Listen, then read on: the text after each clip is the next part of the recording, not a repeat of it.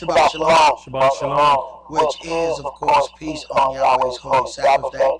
And what we have here is the beginning of Unleavened Bread, which is designated as a Sabbath.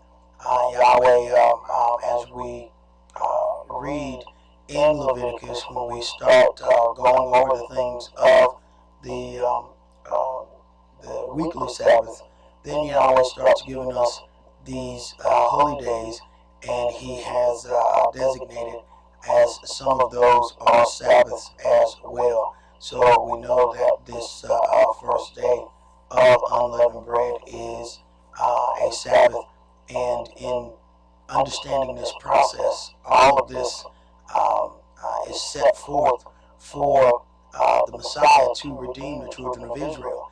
A lot of times we look at these things and think, okay, since Christ has come, that we don't have to deal with any of these things. These things were set up to make way for the Mashiach.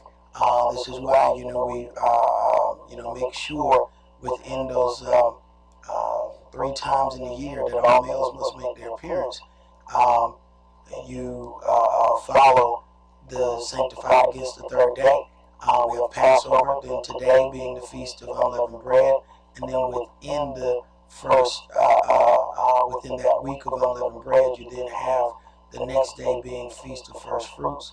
The Messiah was raised as first fruits unto men, so there was already a holy day designated for the day that He was going to rise. We keep thinking that, it's a coincidence. No, it's not a coincidence. It was already set up that way. Like we said before, from the minute that man sinned with his wife in the garden, there was no intercessor left, and then Yahweh had to then intercede on man's behalf. So then you have all of the dictates of this law. So we keep thinking that these things, or we have been told that these things have been done away with, but we see that there are many things that are still left to be done. Brother, would you read the oracles and entreat the angel that stands at the door, that he may come in and sup with us and us with him, that we may make this a holy convocation by the angel's presence. 1 Peter chapter 4, verses 7 through 11. But the end of all things is at hand. Be you therefore sober, and watch unto prayer. And above all things have fervent love among yourselves, for love shall cover the multitude of sins. Use hospitality one to another without grudging.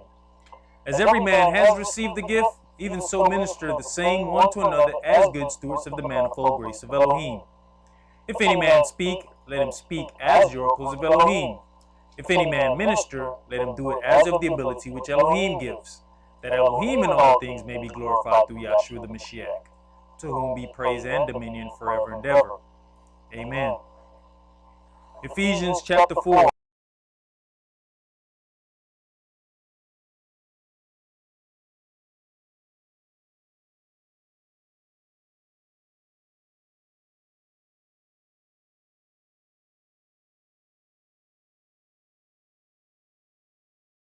Bitterness and wrath and anger and clamor and evil speaking be put away from you with all malice. And be you kind one to another, tender-hearted, forgiving one another, even as Elohim for Yahshua's sake has forgiven you. Be you therefore followers of Elohim, as dear children, and walk in love, as the Mashiach also have loved us, and has given himself for us an offering and sacrifice to Elohim for a sweet-smelling savor. But fornication and all uncleanness or covetousness, let it not be once named among you as becomes saints. Neither filthiness, nor foolish talking, nor jesting, which are not convenient, but rather giving of thanks. Ecclesiastes chapter 5, verses 1 and 2. Keep your foot when you go to the house of Elohim, and be more ready to hear than to give the sacrifice of fools, for they consider not that they do evil. Be not rash with your mouth, and let not your heart be hasty to utter anything before Elohim. For Elohim is in heaven, and you upon earth. Therefore let your words be few. Exodus chapter 23, verses 20 and 21. Behold, I send an angel before you to keep you in the way, and to bring you into the place which I have prepared. Beware of him, and obey his voice. Provoke him not, for he will not pardon your transgressions, for my name is in him. Revelations chapter 3, verses 20 through 22. Behold, I stand at the door and knock. If any man hear my voice and open the door, I will come into him and will sup with him, and he with me. To him that overcomes will I grant to sit with me in my throne, even as I have also overcame and am sat down with my Father in his throne. He that has an ear, let him hear what the Spirit says unto the churches. All right. If any man hear my voice, his voice is the voice of this word. This, if you hear his voice, then as you start to look out upon the things that the nations have given us to do, you find that these things don't fit in your spirit. You find that when you read this book, these things do not coincide with the things you read. That is hearing his voice. It was the voice of Yahweh that spoke all of these things. And what we end up sometimes paying too much attention to is the voice of the narrator, of the person who's reading, and not the voice of the entity who brought forth the words. We're going to begin tonight in Leviticus chapter 2. Now, understanding this unleavened bread, a lot of times, of course, what we see in stores and in everything, and all of the stuff that we're shopping,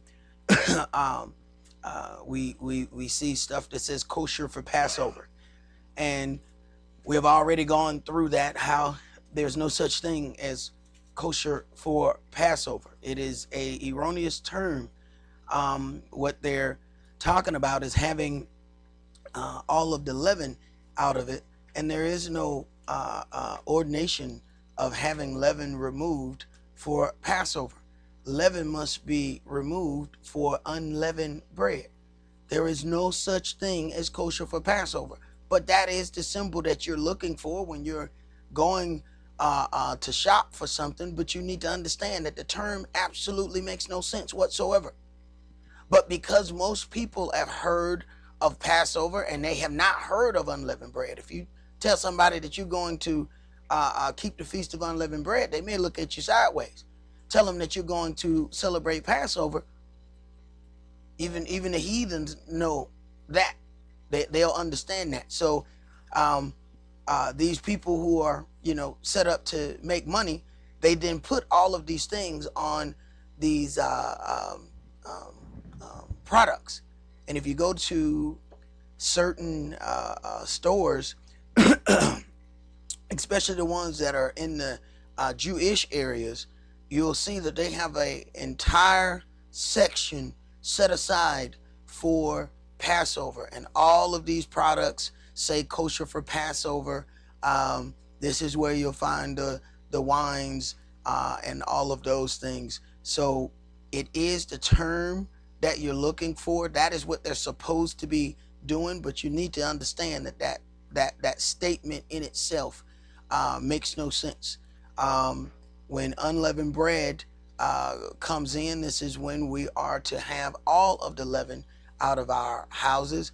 Leaven is a representation of sin, as the leaven causes bread to rise or puff up. And when we decide to go against the dictates of the God of Israel, then we become puffed up against him, and that leaven then is a representation of those things. So Yahweh gives us this ritual physically that we may start to dig into our spirits spiritually to try to get that leaven out of our heart. We go through a whole lot of things to get leaven out of our houses. But let me tell you something, it is a forever process that we will be going through to get that leaven out of our hearts.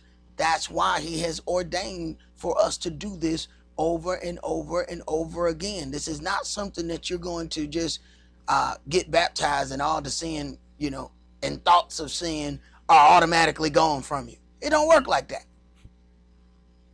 This is a battle that you're going to, as long as you're wrapped in flesh, you're going to fight this battle. Because the flesh is interesting. And when you hear the herbalist talk, you don't really consider when people start talking about your organs. You hear about, about your kidneys, your lungs and things like that. But the things that we really don't consider, the biggest organ on your body is your skin. It is your flesh. Your entire body is wrapped in this flesh, and you're going to fight this flesh constantly as long as you live, because this flesh is going to try to fool you. This flesh is going to tell you that you got to have something. You wait 15 more minutes and you forgot that you just had to have it. Now what just happened? You denied the flesh and the desire went away. That flesh will make you think that you have to do all of these things. The flesh will make you think that you have to react when somebody says something that you don't like. The flesh will make you think that you got to get the last word. Meanwhile, it's flesh just pushing you and pushing you. Before you know it, your flesh then is in control of you. You are not then in control of this body part. This body part is then in control of you. And that is not the way that was designed to be. So we have to practice fighting this flesh. And Yahweh gave us the tools to do that. Leviticus chapter 2, and let's start that at verse 1. And when any will offer a meat offering unto Yahweh, his offering shall be of fine flour, and he shall pour oil upon it, and put frankincense thereon. Now, we know that when the Messiah was born, they brought frankincense and myrrh. Then eventually, he ended up saying, take this, eat. This is my body, which is broken for you. The frankincense is put on the offering. So here it is, you're talking about, and when you read this where it says meat offering, we think meat means flesh. Meat means food in this book. So when you read meat, don't think it's talking about animal flesh, or we talking about a steak when we say I want meat. No, that's just food. This is a food offering, not meat like flesh. So understand that when you're reading it, because it will throw you off if you don't understand that. You're talking about meat offering and you're talking about flour. Wait a minute now, where the meat at? He's calling this a meat offering. So if you don't understand what that definition is, it will throw you off as you keep reading this. Go ahead. Verse 2. And he shall bring it to Aaron's sons, the priests, and he shall take thereout his handful of the flour thereof, and of the oil thereof, with all the frankincense thereof. And the priest shall burn the memorial of it upon the altar, to be an offering made by fire of a sweet savor unto Yahweh. And the remnant of the meat offering shall be Aaron's and his sons. It is a thing most holy of the offerings of Yahweh made by fire. Right. So the offering part of Yahweh is consumed by the fire. The other portion is then consumed by his priest. Go ahead. And if you bring an oblation of a meat offering baken in the oven, it shall be unleavened cakes of fine flour mingled with oil, or unleavened wafers anointed with oil. And if your oblation be a meat offering baken in a pan, it shall be of fine flour unleavened mingled with oil. You shall part it in pieces, and pour oil thereon. It is a meat offering. And if your oblation be a meat offering baken in the frying pan, it shall be made of fine flour with oil. And you shall bring the meat offering that is made of these things unto Yahweh. And when it is presented unto the priest, he shall bring it unto the altar. And if the priest shall take from the meat offering a memorial thereof, and shall burn it upon the altar, it is an offering made by fire of a sweet savor unto Yahweh. And that which is left of the meat offering shall be Aaron's and his sons. It is a thing most holy of the offerings of Yahweh made by fire. No meat offering which you shall bring unto Yahweh shall be made with leaven. No meat offering which you shall bring unto Yahweh shall be made with leaven. It shall not be puffed up. Go ahead. For you shall burn no leaven, nor any honey in any offering of Yahweh made by fire. As for the oblation of the first fruits, you shall offer them unto Yahweh, but they shall not be burnt on the altar for a sweet savor. And every oblation of your meat offering shall you season with salt. neither shall you suffer the salt of the covenant of your Elohim to be lacking of your meat offering. With all your offerings you shall offer salt. With all your offerings you shall offer salt. Go ahead. And if you offer a meat offering of your first fruits unto Yahweh, you shall offer for the meat offering of your first fruits green ears of corn dried by the fire, even corn beaten out of full ears. And you shall put oil upon it, and lay frankincense thereon. It is a meat offering. And the priest shall burn the memorial of it, part of the beaten corn thereof, and part of the oil thereof, with all the frankincense thereof. It is an offering made by fire unto Yahweh. Now, when you get down to these things and you start reading this, it's, you know, it'll kind of get past you, you know, because we don't think of any of these things because we have the Walmart on every corner. So we don't think about having a good crop or any of those things. We are not self-sufficient. We don't grow our own food anymore. Most of these things, we don't even understand how to grow things, most of us now. But when you get down to even the parables that the Messiah was given, a lot of those were about animals, planting, and things of that nature, because they all understood how to do the basic things of being self-sufficient. They understood how to grow their own food. So these parables actually made more sense to them than it does to us. They didn't have a Walmart on every corner. They understood these things that we're going through. When you're talking about these first fruits, you were talking about first in the beginning to start planting. Then you have the growth that comes from that. Then Yahweh has these holy days based on the agricultural year. So with all of the growth that comes from that, you then have these feasts that are set up unto Yahweh. This doesn't make any sense to us now because we're not growing anything. But Yahweh gonna take you up out of Babylon, up out of the daughter of Babylon.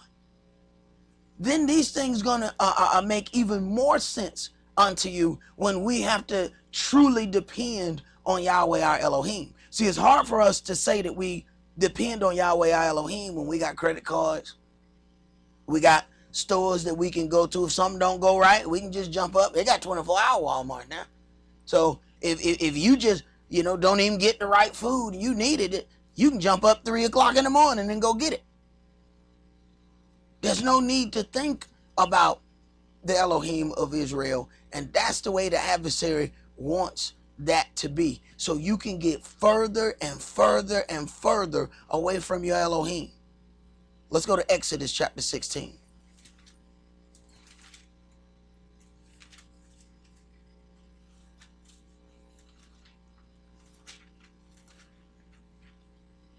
Exodus chapter 16, and let's start that with verses 1 through 15. And they took their journey from Elim, and all the congregation of the children of Israel came unto the wilderness of Sin, which is between Elim and Sinai. And the 15th day of the second month after their departing out of the land of Egypt, and the whole congregation of the children of Israel murmured against Moshe and Aaron in the wilderness. And the children of Israel said unto them, would to Elohim we had died by the hand of Yahweh in the land of Egypt. Right. And we're going to end up saying the same thing. Coming up out of here, you automatically cling to the thing that you know best. So here it is. They're coming out of captivity. They're coming out of being ruled over with rigor. And as soon as there's a problem, they want to go back to that familiar captivity. You brought us out here to let us die? We should have stayed slaves. You gotta understand, there's some people that when you have taken everything, they're homeless people that will do things deliberately to go to jail. Because they'll tell you one thing, it's 3 hots and a cot. That's their term, 3 hots and a cot. What are you talking about? Out here on this street, it ain't nothing. So they'll do something, get into an altercation with somebody so they can get arrested and go to jail. That don't make any sense to us, but you ain't never been downtown when it's cold.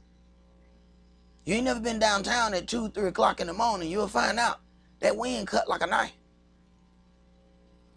Go ahead. When we sat by the flesh pots, and when we did eat bread to the full. For you have brought us forth into this wilderness to kill this whole assembly with hunger. Right. And what Yahweh is doing is trying to bring Israel to a certain mind state to purge out certain things, but all they know is they're not getting the stuff that they're accustomed to. Now, even though they were also accustomed to being servants, they were also accustomed to being slaves. But we done heard the thing, you know, master, he a good master. He let us read and everything. See, once we get used to certain things, we want it to stay like that. But Yahweh is trying to get these people ready to be leaders. When you're accustomed to following, then you depend on the government, you depend on the system, you depend on all of these things to do stuff for you. When you are in control of your own land, when you are in your own place, you make those things happen on your own. So Yahweh is trying to move these people from being happy being on the bottom to having understanding of what is needed to be on top. And to do that, sometimes he got to take some things from you. Go ahead. Exodus chapter 16 and verse 4. Then said Yahweh unto Moshe, Behold, I will rain bread from heaven for you, and the people shall go out and gather a certain rate every day, that I may prove them whether they will walk in my law or no. Right. So I'm going to rain bread from heaven for them so that I can prove them to see whether they're going to walk in my law or not. A lot of times we end up in altercations, we end up in situations, and we think those situations are about everybody else except us. Sometimes that situation is presented to see if you still gonna walk in Yahweh's word during that situation. Go ahead. And it shall come to pass that on the 6th day they shall prepare that which they bring in, and it shall be twice as much as they gather daily. So he's already providing for the Sabbath.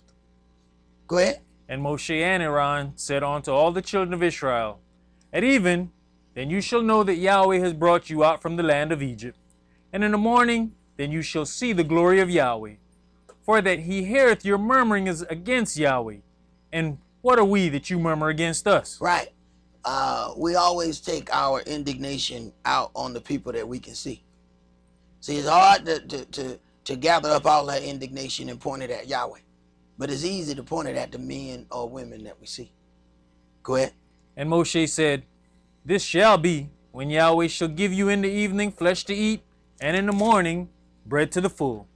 For Yahweh hears your murmurings which you murmur against him. And what are we? Your murmurings are not against us, but against Yahweh. Right, and that's things that people don't consider. When you have people that are in position to do certain jobs, and you start running into altercations with those people, you a lot of times think that it's about you and that individual. But if Yahweh is giving that person a job to do, and your situation is keeping them from doing their job, your murmuring ain't against them. You got a problem with Yahweh. Go ahead. And Moshe spake unto Aaron, Say unto all the congregation of the children of Israel, Come near before Yahweh, for he has heard your murmurings. And it came to pass, as Aaron spake unto the whole congregation of the children of Israel, that they looked toward the wilderness, and, behold, the glory of Yahweh appeared in the cloud. And Yahweh spake unto Moshe, saying, I have heard the murmurings of the children of Israel. Speak unto them, saying, At evening you shall eat flesh, and in the morning you shall be filled with bread. And you shall know that I am Yahweh, your Elohim. And it came to pass that at evening the quails came up and covered the camp, and in the morning the dew lay round about the host. And when the dew that lay was gone up, behold, upon the face of the wilderness there lay a small round thing, as small as the hoarfrost on the ground. And when the children of Israel saw it, they said one to another, It is manna, for they knew not what it was. And Moshe said unto them, This is the bread which Yahweh has given you to eat. This is the bread which Yahweh has given you to eat. he is then giving them this bread from heaven. But when we understand further, as we read into the New Testament, we find that the true bread from heaven was then the Mashiach. So all of these things that are happening on one level, they're only presenting themselves and opening for the spiritual part of that to be fulfilled at a later date. Jump to verse 27. Exodus chapter 16 and verse 27. And it came to pass that there went out some of the people on the seventh day for to gather, and they found none. And Yahweh said unto Moshe, how long refuse you to keep my commandments and my laws? See, for that Yahweh has given you the Shabbat. Therefore he gives you on the sixth day the bread of 2 days. Abide you every man in his place. Let no man go out of his place on the seventh day. So now Yahweh is making these people stay in their house on the seventh day, not because that's what he desires, because we can't control our own desire to go out and look for more manna. You already got a double portion of manna the day before. Yet not being able to control your own desires. Now Yahweh saying, just don't come out the house. That wasn't Yahweh's intention to say that man need to stay in the house. This was about man not being able to just go and continue to look for this manna. They already had enough. Go ahead. Verse 30. So the people rested on the seventh day, and the house of Israel called the name thereof manna, and it was like coriander seed, white, and the taste of it was like wafers made with honey. And Moshe said, this is the thing which Yahweh commands. Fill an omer of it to keep it for your generations, that they may see the bread wherewith I have fed you in the wilderness, when I brought you forth from the land of Egypt. And Moshe said unto Aaron, take a pot, and put an omer full of manna therein, and lay it up before Yahweh, to be kept for your generations. As Yahweh commanded Moshe, so Aaron laid it up before the testimony, to be kept. And the children of Israel did eat manna 40 years, until they came to a land inhabited. They did eat manna, until they came unto the borders of the land of Canaan. They did eat manna for 40 years. We eat something 2 days, and we said, look, I'm sick of these leftovers. It is 40 years. Yahweh in the point-making business. I don't know if y'all figured that out yet. And we like to think we're going to outweigh Yahweh. We like to think we're going to out-slick Yahweh. I don't care how slick you are. Ain't nothing slick to a can of oil. You can go ahead and try to be slick. You ain't going to out-slick Yahweh. You go right ahead. You can try to be sneaky. You stay up all night. I'm going to outweigh Yahweh. Yahweh going to go to sleep sooner or later. You ain't going to win that battle. Let's go to Genesis chapter 19.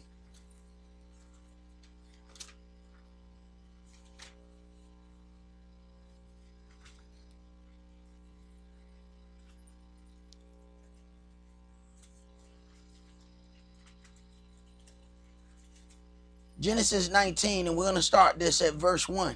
And there is no official law code whatsoever set up at this point. Go ahead. And there came 2 angels to Sodom at even, and Lot sat in the gate of Sodom, and Lot seeing them rose up to meet them, and he bowed himself with his face toward the ground. And he said, behold now, my masters, turn in, I pray you, into your servant's house, and tarry all night, and wash your feet, and you shall rise up early and go on your ways. And they said, no, but we will abide in the street all night. Right. So, first of all, you see the automatic hospitality that is there among people. And we know it's very difficult to do that in these days and times, because you don't know what sick degenerate plant you about to run into. Trying to help somebody, and you see some people, because a lot of times they just see a different countenance on these men. They don't really know that they're angels. When you keep reading later on, then they get the understanding of who, those men were. Go ahead. And he pressed upon them greatly, and they turned in unto him, and entered into his house. And he made them a feast, and did bake unleavened bread, and they did eat. He made unleavened bread for the angels, and they did eat. The angels ate this unleavened bread. Then Yahweh tells you that you need to eat unleavened bread for a full week. See, there's some things that are going on here that are outside of our normal scope of understanding. Let's go to Judges chapter 6.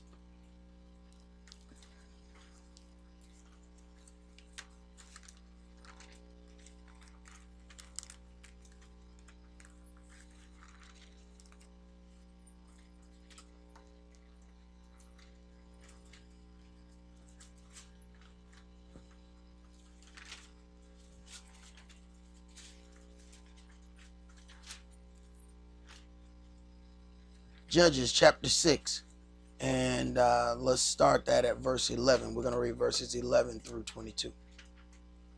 And there came an angel of Yahweh, and sat under an oak which was in Ophrah, that pertained unto Joash the Abiezrite, and his son Gideon threshed wheat by the winepress, to hide it from the Midianites.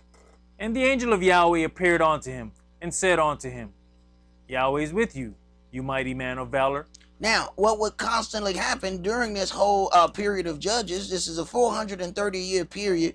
In this period, it was constant captivities for the children of Israel. Every time we didn't do what we were supposed to do, Yahweh would raise up some leader or one of those nations against us. They would come war against us, and then we would become captive to that nation and have to serve them. When you first start off in Judges, you'll find it starts with an 8-year captivity.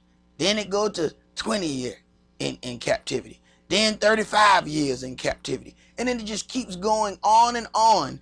And what ends up happening is Yahweh would then, of course, raise up one of the judges. They would execute this judgment in Yahweh's holy name. As long as the judge lives, the children of Israel do what they're supposed to do. As soon as the man dies, the rest of Israel would constantly go back to the way that they were before. This is the same thing that gets us where we have a situation, we make all of these things, well, I'm going to do this and I'm going to do that. Soon as that issue levels off, we right back to the same hell that we were doing before. And we know many of us that made that first one. That first hangover you get, if you let me live through this, I ain't never gonna drink again. I promise. I promise. Y'all just let me live. Cause you think you're gonna die when you get that first hangover. That is the worst feeling that you have ever had. That first hangover, it catch you by surprise. People can tell you about the first hangover, but until you feel it yourself, you swear you're gonna die. You swear you're gonna die. And you start saying all kind of stuff when you think you're going to die. Just let me live. I ain't never going to, I swear I ain't never going to do this no more. Give it one good week, you right back in Hilltop Liquor Store. Look, let me get that blue bottle right there. Wait a minute, I thought you just said you wasn't never going to do this no more. Well, I just ain't going to do it like that. Oh, okay. Oh, right. Go ahead, brother. Verse 13. And Gideon said unto him, O my Adonai, if Yahweh be with us, why then is all this befallen us? Right. It's hard to see the blessing of Yahweh in the middle of turmoil. It is hard for people to accept that this trodden down people are the children of Israel. It's hard for us to see that. If we're the children of Israel, if Yahweh be with us, why are we going through all these things? It's because Yahweh is with you. That's why you're going through all these things. The very thing that you think disproves who you are is the very thing that proves who you are. See, he doesn't chastise kids that ain't his. You don't just go down the street and see some kids doing something wrong at the bus stop and jump out and start whooping them. You might get shot. The kid might have a gun this big on him. He might not be but this big, but his gun this big. No, you can't do that. And Yahweh don't go around chastising children that ain't here. Let them Lucifer kill. Let him discipline them. That's why people are able to do evil and nothing happens to them.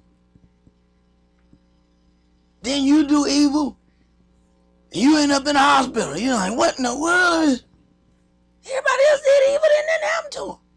I remember getting mad because I couldn't do evil like the rest of my friends. I kept trying to do wrong, but I could never get it right. And I'm upset. Why won't he just let me do evil like James and them? They got a Cadillac with that rag top, with them reverse 8 rims on them, sitting out chunky. Man, I wanted those. Yahweh wouldn't let me do it. Every time I tried. The thugs didn't even want me around. If he coming, we all going to jail. I don't know what it is. Don't let him come. I don't know what it is about this dude. He janky. That's what they say back in the day. When everything bad happened when you, he janky. Right, I figured out what that is. Yahweh like, you ain't doing it. And I was mad that he wouldn't let me do it. So I can't sit here and tell you that I did so many things right. No, I did wrong. I tried it every which way. He just wouldn't let me do it. Which I didn't see. That was a blessing. All blessings don't look like you think they look. There's certain things that you are fighting, and it is a blessing. You just don't have the right eyes to see it at this point. Go ahead. And where be all his miracles which our fathers told us of, saying, did not Yahweh bring us up from Egypt? But now Yahweh has forsaken us and delivered us into the hands of the Midianites. And Yahweh looked upon him and said, go in this your might, and you shall save Israel from the hand of the Midianites. Have not I sent you? And he said unto him, O my Adonai, wherewith shall I save Israel? Behold, my family is poor in Manasseh, and I am the least in my father's house. Yeah, see, this is one thing you have to learn about the God of Israel too. He liked them odds. All right? Some of y'all are the absolute worst of your family. Okay? I hate to tell you that. I hate to be the bearer of bad news. Okay? But you like the slowest, the worst looking, the worst dressers. You like the worst, and everything bad in your family. You that. And Yahweh said, yeah, that's the one I want right there. Yeah, but Yahweh, that's the slowest one in the family. Everybody else smarter than them. I know. I want him. But Yahweh, what? But there's somebody, so he really ain't that nice. I know he's not nice at all. He's actually horrible. Yeah, I want him. Because see, when Yahweh does something great with something that wasn't great before, it is a statement of his power. How hard is it to win a race if you got a $400,000 Ferrari? Do you think people will be like just mesmerized that, man, this Ferrari won this race? But when that Ford Fiesta pull up, and people are like, oh, this is finna be a slaughter. It's a Ferrari against a Ford Fiesta. Matter of fact, do he even have a spare tire for that thing? I mean, what is he doing?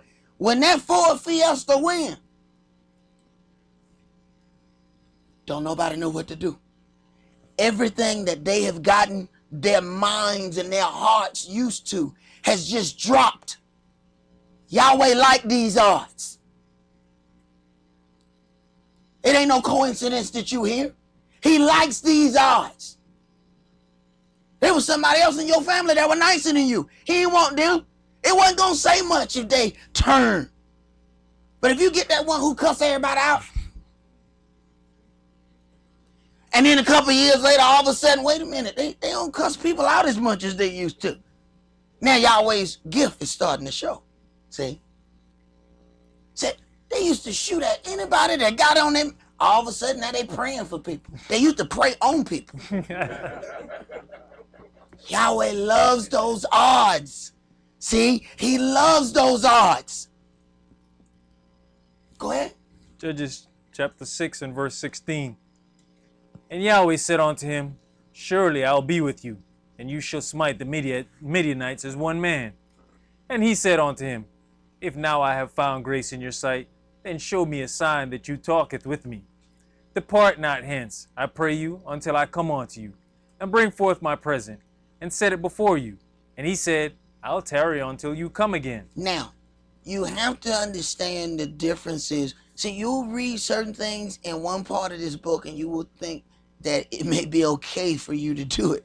Now, you can understand, just like this man said, look, I'm the least of my family in Manasseh. You know, you haven't said anything great about the tribe of Manasseh. I mean, there ain't no prophecies that fit there. How am I to believe that I'm going to do this? I don't have any means to redeem my people. Now, and Yahweh will entertain that on certain levels. Because when them priests, when Yohanan daddy end up questioning Yahweh, Yahweh took away his ability to speak because he was a priest. He held him more in responsible of understanding than somebody else. So when he decided to question Yahweh, how do I know that this gonna happen? See, you know how it gonna happen, boy? You ain't gonna be able to talk until the day it happens. How about that? How about that? You want a sign? I'll give you one. There you go, one right there. So now he going around.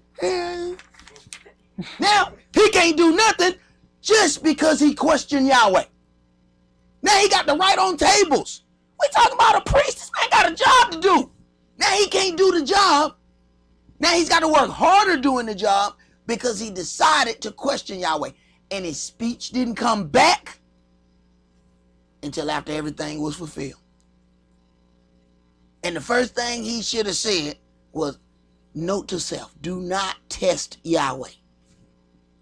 You don't know how it is to just all of a sudden lose something that you are accustomed to using every day.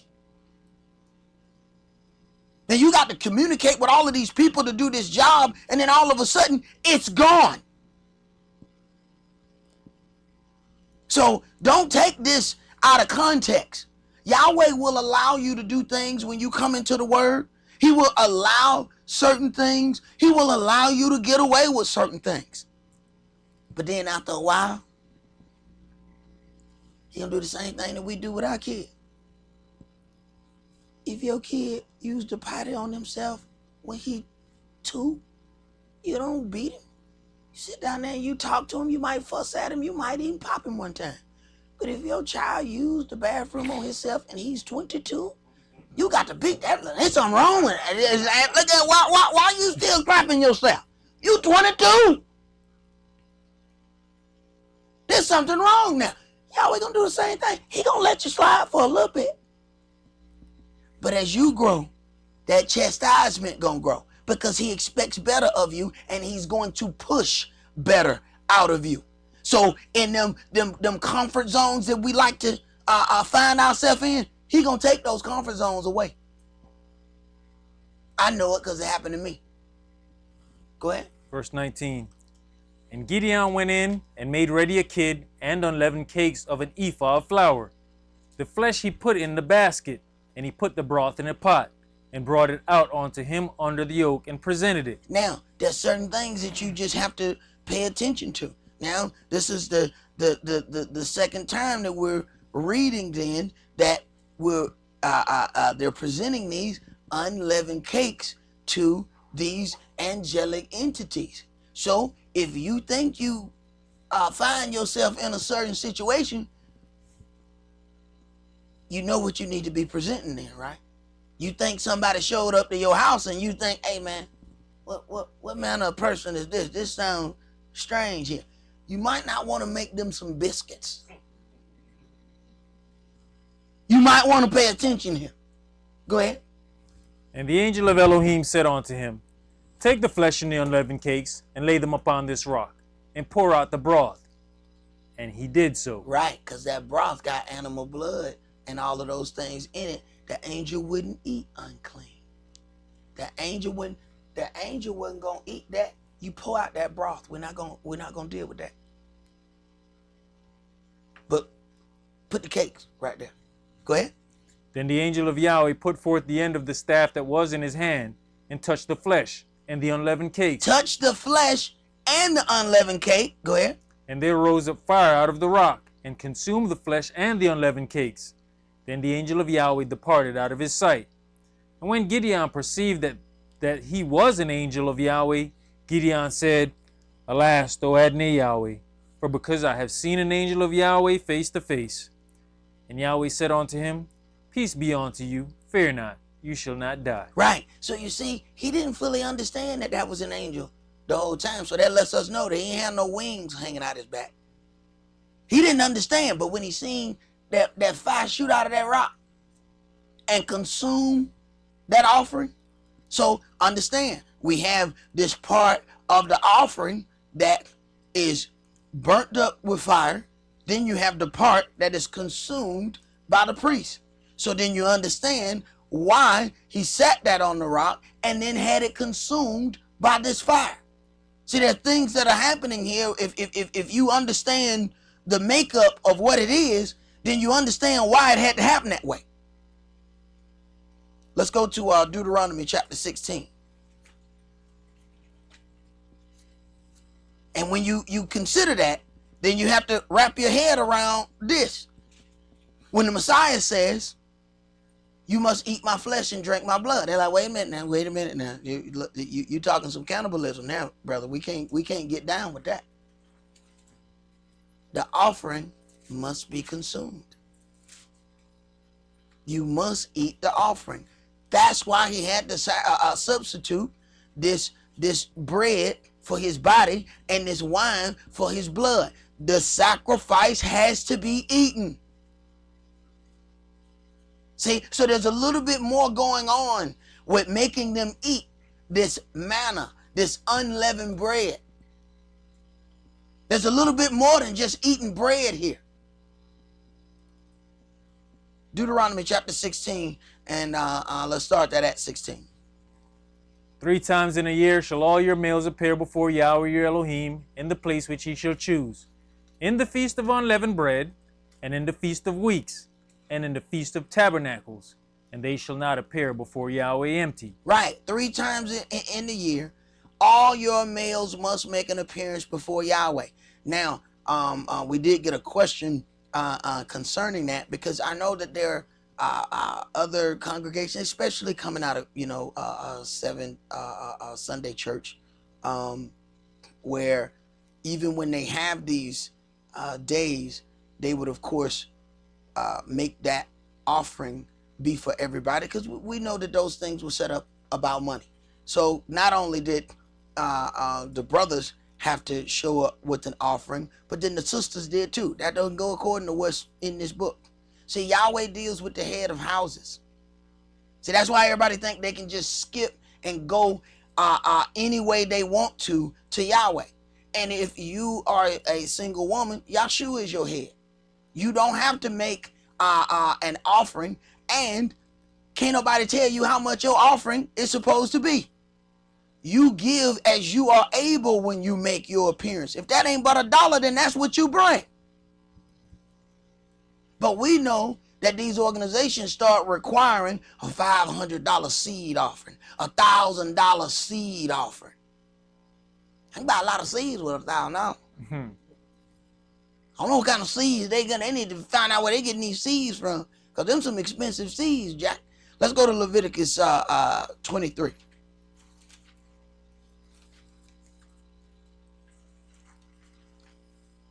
And this Feast of Weeks is also Pentecost.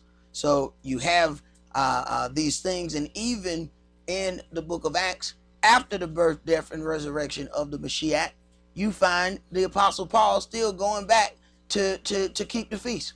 So if all of these things were nailed to the cross, why is the Apostle Paul still going back to keep it? Now, there is no Christianity without the Apostle Paul. All of the New Testament books, the majority of them, he wrote them. There is no Christianity whatsoever. He didn't believe that the Sabbath was done away with in Acts 13. It's constantly talking about, and the people came back the next Sabbath day. He didn't believe that these holy days were done away with. Yet we got something else when we go to Sunday church. And we were not taught how to read this book. This book is not a bunch of book about regulations. This book is your history book. Not only is your history book, it is your future book. Your history and your future tied up in here. But people have to make you believe that it's about a bunch of regulations, so then that's all you see when you look at it. Oh, I got to learn how to do this. Oh, I got to stand over here. I got to hold one hand over my head. I got to keep one leg up. I got to do this. So they make you think that it's all about regulation. When you don't understand, you are given law when you are a government. They don't want you to have law because they don't want you to ever have anything to govern. Slaves don't need to know nothing about rulership. This book teaches you how to rule. See? It teaches you how to go. If this happened, then you need to do this. If that over there happened, then you need to do this. For everything that they have in their government, they got things written down. They're not just doing stuff just to be doing stuff. They already got it written down. If you do something, this is how much time you're supposed to get. Yahweh is giving you a system by which to govern yourselves. And the only people who don't read the ordination about how to govern themselves is the people who want to be governed by somebody else. The people who happy being slaves, last thing they want to read is a freedom book. Because they happy with the way Master rule over. Leviticus 23, and let's start that at verse 1. And Yahweh spake unto Moshe, saying, Speak unto the children of Israel, and say unto them, Concerning the feast of Yahweh, which you shall proclaim to be holy convocations, even these are my feasts. Right. Christianity will not deal with any of these. They even made their Easter to happen within the same season of Passover, but they still gonna keep their little pagan Astaroth feast. And we participated in them sick, twisted rituals. And they are extremely sick and twisted. Anytime you dress up kids to be sperm and all the white suits to run around and then fertilize the egg, that's a festival of fertility. That don't have anything to do with Christ. And it is amazing that we have like all of these intelligent people. You know what? It caught me off guard too. One day, brother told me, you know bunnies don't lay eggs, right? Never did. I ain't never had no bunny. She got one. Did your bunny lay any eggs before? Cause she got a rabbit, and her rabbit ain't laying no egg. But every year, we see that commercial. Well, that bunny come out of nowhere. Buck, buck, buck, buck, buck, buck, buck, buck, buck. Y'all seen the commercial? This bunny come out.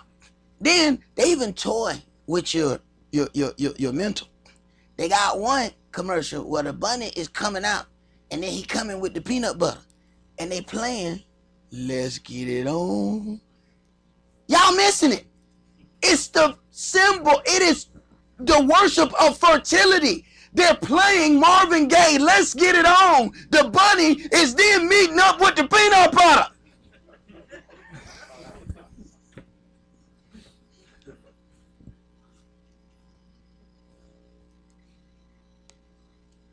They toying with you.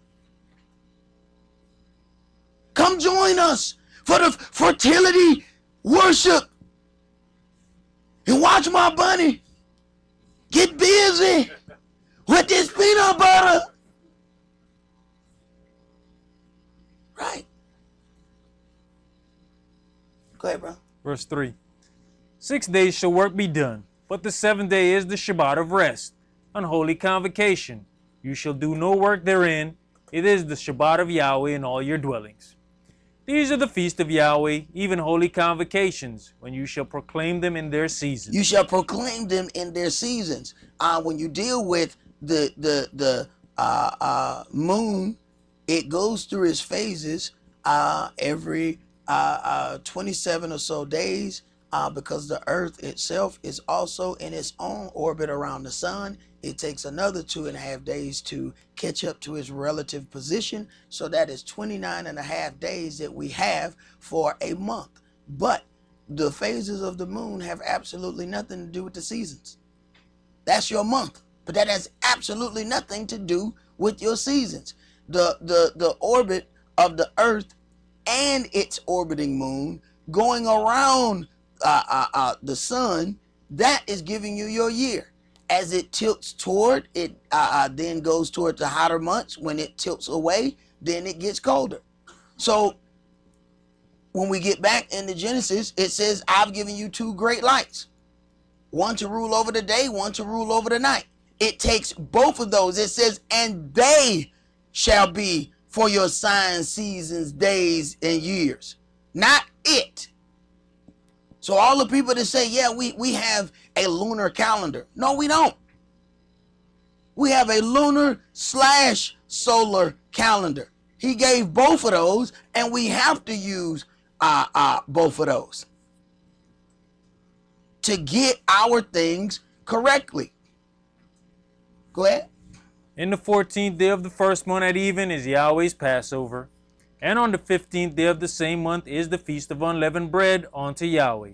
7 days you must eat unleavened bread. 7 days you must eat unleavened bread. Verse 5, in the 14th day of the first month. The first month ain't January.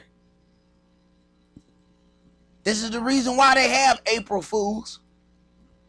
Because as we are celebrating these days in April, because understand how many celebrations we got that land in April. It's not just about it being April 1st. You got Passover, unleavened bread, Feast of First Fruits.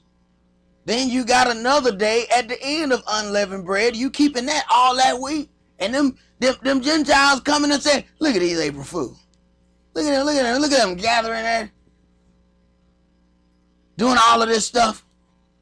Because they already kept their New Year. They kept their New Year in the dead of winter. Ain't nothing growing.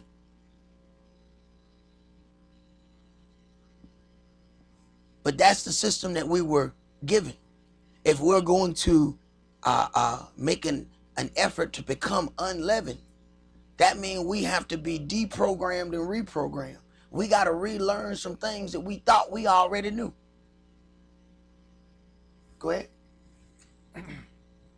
In the first day you shall have an holy convocation. You shall do no servile work therein. All right, so in the first day of unleavened bread, it is a Sabbath. So even though this is not on the seventh day, it is a Sabbath. When you read the things in the New Testament, and they were talking about the crucifixion of the Messiah, and they said it was an high day. That means it was already a weekly Sabbath, and then it was a Sabbath ordained by it being a holy day. So if both of those fall, then it's a high Sabbath. Go ahead. But you shall offer an offering made by fire unto Yahweh 7 days. In the 7th day is an holy convocation. You shall do no servile work therein. Right. Now, a lot of people are thrown off about these days because they said, look at all of these offerings. Yeshua has fulfilled our offering part. See, he didn't come to do away with the law. This is exactly what it says in Matthew. I didn't come to destroy the law. He came to fulfill the things that were written of about him. So he has become that perfect sacrifice. So there's nothing else that we're going to be able to sacrifice that's going to be better than that. So the sacrificial part of all of this has been fulfilled. We still got to do the rest of it though. Go ahead. And Yahweh spake unto Moshe, saying, Speak unto the children of Israel, and say unto them, When you be come into the land which I give unto you, and shall reap the harvest thereof, then you shall bring a sheaf of the first fruits of your harvest unto the priest. Right. And he shall wave the sheaf before Yahweh to be accepted for you, on the morrow after the Shabbat, the priest shall wave it. Right. Not after the weekly Sabbath, after the Shabbat of the Feast of Unleavened Bread. So you got Passover, then the next day is the Feast of Unleavened Bread. That is the Sabbath. The very next day is the Feast of First Fruits. Tomorrow after the Shabbat. Now, why did Yahweh make those days come back to back? Because he's already providing the way in which the Messiah is going to redeem you. Sanctification is given in threes. Passover, first day of unleavened bread, Feast of First Fruits. The Mashiach was raised as first fruits unto men. First fruits can't be a week later. He can't be in the ground that long. He's sanctified after 3. So what we don't see is Christ is all up in Leviticus. So you go up in Leviticus and you gonna lose a Christian. And what you going in there for? Man, we all about the Lord. The Lord ain't up in Leviticus. They don't see him here. See? And if you ain't careful, they're going to blind your sight so you don't see him here either. That you think you got to turn to the New Testament before you see the Mashiach. Understand, it says, let us make man in our image. How he just going to pop up in the middle of the book? When he was there saying, let us. How he just going to pop up? You watch a movie for 2 hours, and after 1 hour, somebody just pop up in the movie, tat out. Like, who did do? Who this cat right now? Hey, anybody know this cat? Why this cat come from? Where he at? He don't even fit in the movie. Where he come from, man? Who's this cat? He ain't just pop up in here. He in the beginning. He in the let us. Go ahead. Leviticus chapter 23 and verse 12. And you shall offer that day when you wave the sheaf and he lamb without blemish of the first year for a burnt offering unto Yahweh. And the meat offering thereof shall be 2/10 deals of fine flour mingled with oil, an offering made by fire unto Yahweh for a sweet savor. And the drink offering thereof shall be of wine, the 4th part of an hin. Right. Every time you're going to find these offerings, you're going to find that this wine is present. But us trying to be over righteous, the church done told us, well, grape juice is just as good. See, you can do grape juice. So they gave us fake body and fake blood, but want real redemption. Go ahead. And you shall eat neither bread, nor parched corn, nor green ears, until the self same day that you have brought an offering unto your Elohim. Right. So at Feast of First Fruits, when all the brothers make their appearance, if there's not an offering brought, then all of these things you cannot eat. You already eating unleavened bread. Now, all of these things then come out of your ability to eat without making your offering an appearance. Go ahead. It shall be a statute forever throughout your generations in all your dwellings. And you shall count unto you from the morrow after the Shabbat, from the day that you brought the sheaf of the wave offering, 7 Shabbats shall be complete. Now, you have to know where to count from if you're going to count those days. Verse 15, and you shall count unto you. Where do you start? From the morrow after the Sabbath, from the day that you brought the sheaf of the wave offering. So, from that Sabbath, not the weekly Sabbath, then from that Sabbath coming up, now you're going to count 7 Sabbaths starting after that. Now, those are going to be your weekly Sabbath, because it says this 7 Sabbaths, 49 days shall be complete. That's why they call it Pentecost. Penta is a Greek term for 50. Go ahead. Even unto the morrow after the 7th Shabbat shall you number 50 days. And you shall offer a new meat offering unto Yahweh. Right. 7 times 7 is 49, according to the math that I know. Add 1 to it, you got 50. This is what I always end up asking them moving Sabbath people. When it come time to keep your Pentecost, do 7 of your Sabbaths equal 49 days. I ain't got now one of them to answer that question yet. And they swear they finna teach me about the moving Sabbaths. They got Enoch in his calendar that he done somehow went to heaven and he talked to a whole bunch of angels and he got a calendar, and nobody still have been able to answer me, how did the Enoch's calendar get back down here? If he in heaven, how the book get back here? Ain't nobody been able to answer that one for me either.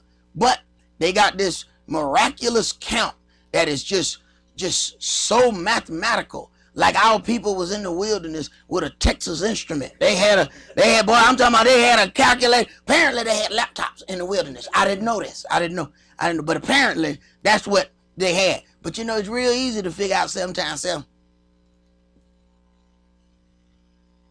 Even if you don't know your multiplication, you can add 7 times. You can do that, right? Okay. So Yahweh not making this that difficult. He already know the difficulty is in getting your flesh to conform. Why you gonna turn around and make it so difficult that you can't even figure it out? Your flesh gonna fight it already anyway.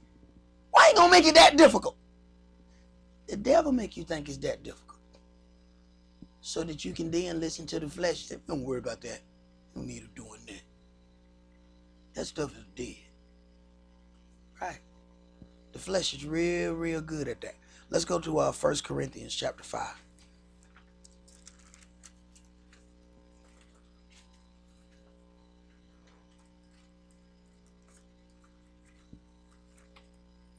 And you find out as we start going through our 24-hour fast, when we get to atonement, it is a practice every year about denying the dictates of the flesh. Because, I mean, we so spoiled, we don't even know we spoiled. We some of the richest slaves on earth. We eat, we ain't even hungry. We just snack. What you doing, brother? Just snacking. What's that, brother? Just snacks. Just have all kind of knickknacks. I be doing my class. That's why I done got this big now. Just snacking. Just snacks. Man, there are people that somewhere starving and you just snacking. You find out while you going through that atonement, man, you're going to get hungry about 4 or 5 different times in that day. And you're going to find out each time. There's a part in that day where you just feel like, if I don't eat, I'm going to pass out and die. That the flesh telling you, you better do this. I need you to do this. 15 minutes later, you done forgot that you were that hungry. You done forgot you were hungry at all.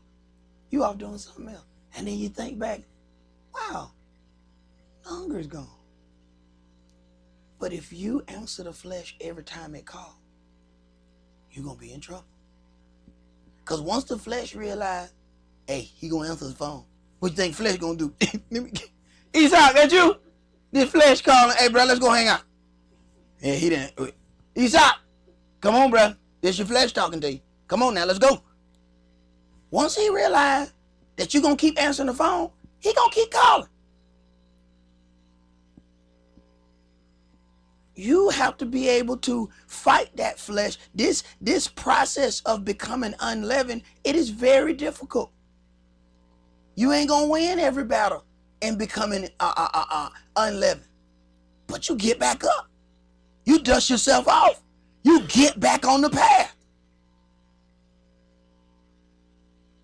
That flesh tells you to do things that you ain't got no business doing, and you know you ain't got no business doing.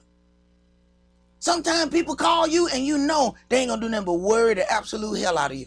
You look at their name on your phone and you start cringing. Ah, man. Then you sit there and reason with yourself, and the flesh sit there, go ahead and answer it. And you already knew it was gonna be a bad conversation before you picked up the phone. Talk. Hello. I never should have answered this phone. You knew that before you picked it up. You knew that it wasn't nothing but vexation on the other end of that phone before you picked that phone up. At some point, we got to stop being surprised by the flesh. You got to act like you done been in this fight before. Stop acting like everything's surprising you.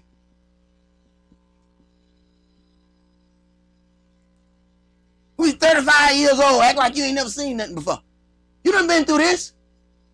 But the flesh want to make you think, oh no, this different right here. This is brand new stuff. You ain't never seen this before. This brand new sin here, brother. Brand new sin. Just walk down the street with it. Ain't nothing new about it.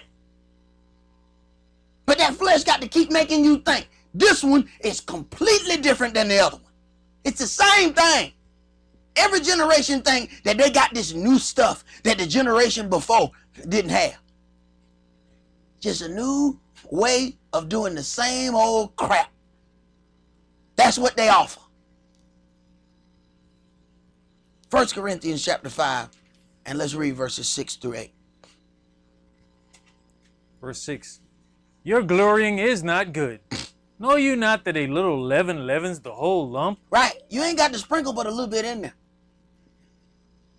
It don't matter what the rest of it was. It's leaven now. This is how you can pause in your works. Spend all your time doing good work and then sprinkle a little leaven in there. See, that's your own foolish desire right there. Man, this is really good. I like this. Let me sprinkle a little of my desire in there. There you go. Right, yeah, you just living the whole thing now. Go ahead. Purge out therefore the old leaven, that you may be a new lump, as you are unleavened. For even the Mashiach, our Passover, is sacrificed for us. Automatically, then we start linking up this Passover to purging out this old leaven and becoming unleavened. It is a process. Go ahead. Therefore let us keep the feast, not with old leaven, neither with the leaven of malice and wickedness. Right. Not with that old leaven of malice and wickedness, of all this other stuff that we bringing into it. All of this other leaven. Now, leaven ain't just about your bread now. See, we read all of these things about bread. This leaven is about way more than the bread. The Mashiach told them, beware of the leaven of the Pharisees. He wasn't talking about no bread. They sitting there talking about, hey, I think he mad because we ain't get no bread.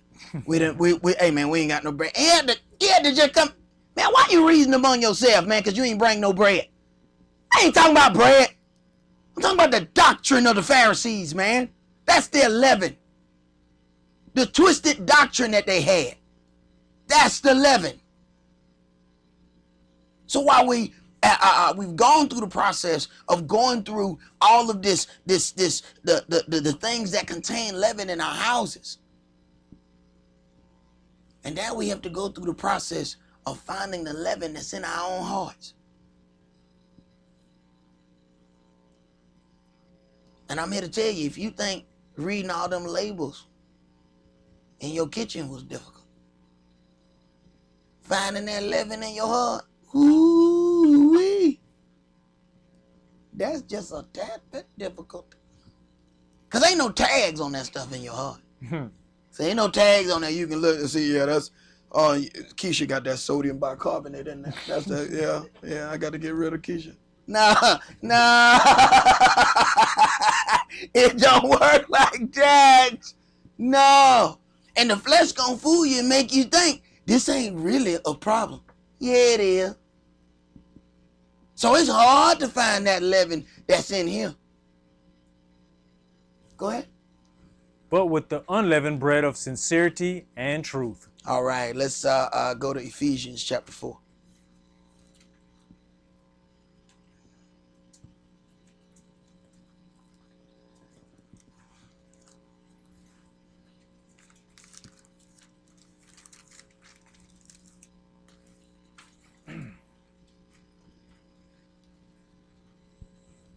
Ephesians chapter 4 and verse 1. I therefore, the prisoner of the Adonai, beseech you, that you walk worthy of the vocation wherewith you are called, with all lowliness and meekness, with long suffering, forbearing one another in love, endeavoring to keep the unity of the Spirit in the bond of peace. There is one body and one Spirit, even as you are all called in one hope of your calling. One Adonai, one faith, one baptism, one Elohim and Father of all, who is above all, and through all, and in you all. But unto every one of us is given grace according to the measure of the gift of the Mashiach. Wherefore he says, when he ascended up on high, he led captivity captive and gave gifts unto men. Now that he ascended, what is it but that he also descend first into the lower parts of the earth? Right. And we see that at the baptism, there was this spirit in the body of the shape of a dove that rested upon him. This is when we heard the term or the saying, "This is my son, in whom I'm well pleased." We did not hear that the other 29 years of his life. We only heard that at that baptism. Go ahead. He that descended is the same also that ascended up far above all heavens, that he might fill all things. And he gave some apostles, and some prophets, and some evangelists, and some pastors and teachers, for the perfecting of the saints, for the work of the ministry, for the edifying of the body of the Mashiach. Right. So then each one of these gifts then have a purpose. See? Go ahead.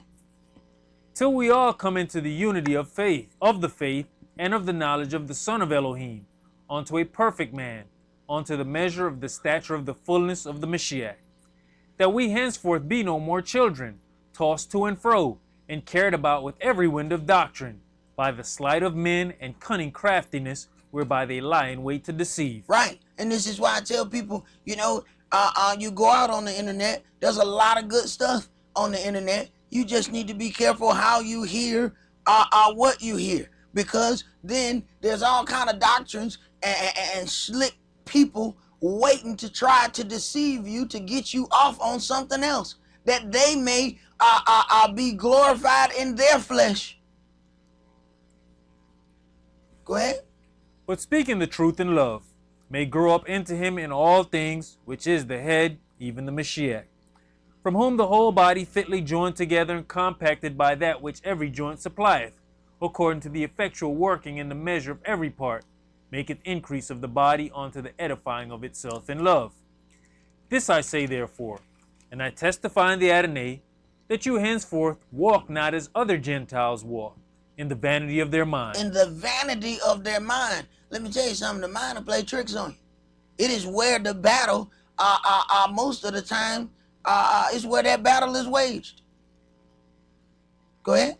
Having the understanding darkened, being alienated from the life of Elohim through the ignorance that is in them, because of the blindness of their heart. Because of the blindness of their heart. There's one thing to have blindness of eyes. To have blindness of heart, then there's some things that you're just not going to be able to receive because you have a blind heart. This is that situation where we will be all the way in the wrong, but won't be able to see it. Why? Because our heart has been blinded by whatever situation and circumstance that we're accustomed to. Go ahead. Who being past feeling have given themselves over unto lasciviousness, to work all uncleanness with greediness. Right. And we in the daughter of Babylon, everything is about having more. When them people talk to you in the drive-thru, they talk you into supersizing the meal. You ain't even that hungry, man. You ain't even that hungry. You want to supersize those fries? You be like, you know what? Go ahead. You know what I'm talking about? You know, I feel very fried today. I feel very fried. Yeah, go ahead, supersize them fries. What about the drink? Would you like to supersize? You know, I do feel thirsty. You don't want that stuff? I am extra thirsty. Supersize that too, yeah. Then you pour out half the drink. And leave half the fry. Your kids come through picking through. Hey, who's this right now? Right. Go ahead, man. Verse 21. Verse 20. But you have not so learned the Mashiach, if so be that you have heard him, and have been taught by him, as the truth is in Yahshua, that you put off concerning the former conversation the old man, which is corrupt according to the deceitful lust. Now, the first thing you got to understand is that that old man is corrupt. And if you don't understand that the old man is corrupt, you're already in trouble right now. So you have to put off the former conversation. The former conversation is not what you say. Your old conversation includes what you say and what you do. You have to understand that the upbringing of the old man was in unrighteousness. Because it's hard to do away with that leaven when you like it. It's hard to get rid of it when you don't want to accept it for what it is. See, when you think the old man, well, the old man ain't that bad. That when people come through the door and they think, well, I pretty much already got it together. That's when they're in the worst part ever. Because they think they already got it. And it's always hard to teach somebody who think they already know. Because you talking and they done tuned out. They somewhere in the stratosphere, somewhere over here. They looking at you, but they not listening. Because they think they already got it together. And it'd be a shame to figure that out as your salvation is weighed in the balance. Go ahead, bro. Verse 23. And be renewed in the spirit of your mind. Being renewed in the spirit of your mind, now we have this opportunity where we're removing this leaven out of our heart so that we can have a renewed mind, a renewed spirit, a renewed heart. But you can't do that with all the same old thought processes, with all the same old friends. There's some friends you're going to have to get the hell rid of. There's some people that every time you're around them, don't nothing but bad things happen. But your flesh talk you into go hanging out with them anyway. Right?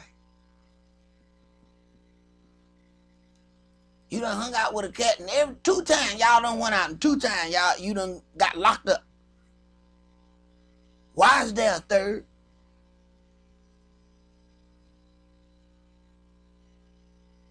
Go ahead. And that you put on the new man, which after Elohim is created in righteousness and true holiness. Wherefore, putting away lying, speak every man truth with his neighbor, for we are members one of another. Mm-hmm. Be you angry and sin not. Let not the sun go down upon your anger. We will always get angry. The question is, what do we allow our anger to give us justification for? See, that's what anger does. It gives you the justification to do certain things. So a normal person, if you just ask them about killing somebody, they say, no, man, I don't believe killing is right. Take that same person and snatch their kid. Watch how fast they kill you. What was the difference? Justification. They feel justified in protecting their family. Now the problem with the flesh is it will give you the dumbest things and tell you that you are justified. Did you just step on your brand new Adidas? Shoot that fool. You justified, brother. This is your flesh talking. Yeah, and as soon as it lets you do something stupid, I'm out. Right. And you get locked up by yourself, you know. Right. Justification. There's a whole lot of people that's in prison now that they felt justified when they committed the deed. Go ahead. Verse 27.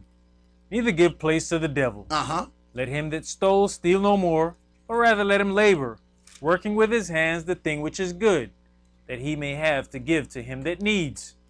Let no corrupt communication proceed out of your mouth, but that which is good to the use of edifying, that it may minister grace unto the hearers. Right.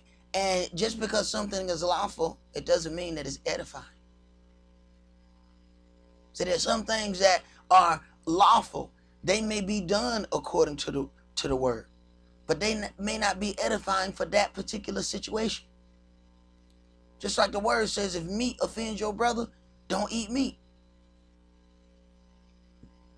That's why he's standing there. I'm still gonna eat this lamb. Now, if you are bothered by that, I may not eat it while you standing there.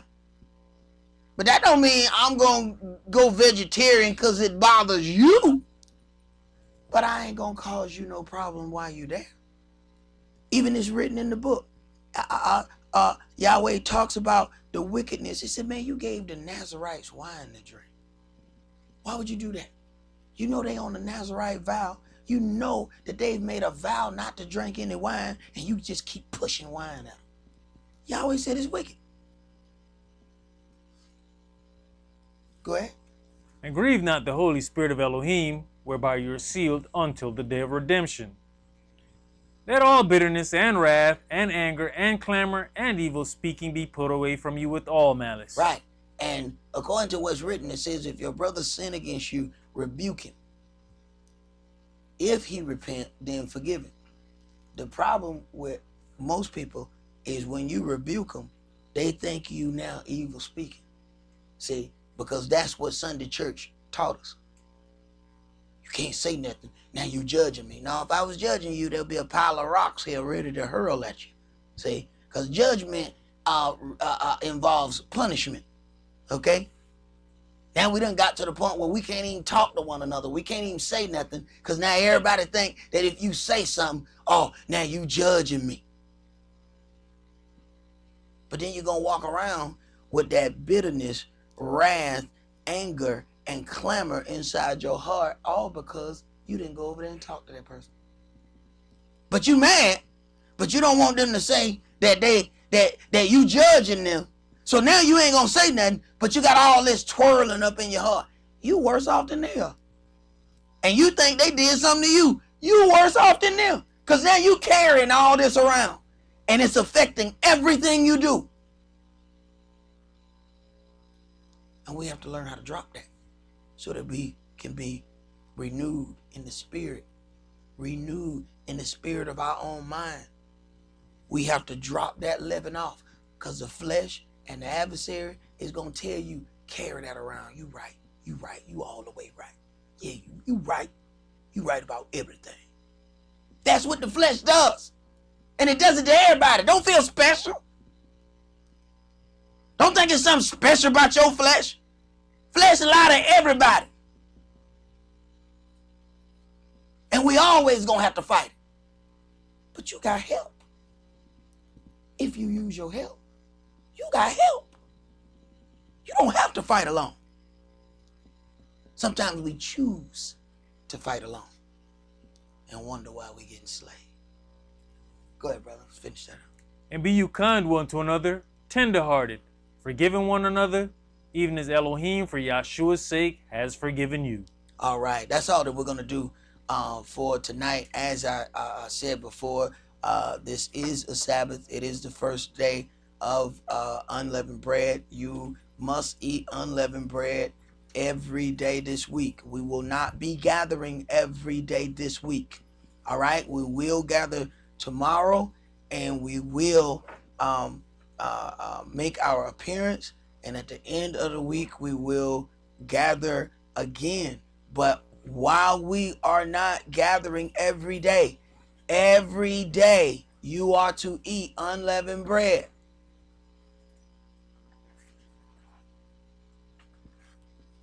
So understand, this is something that must be done, even though you are not coming here every day.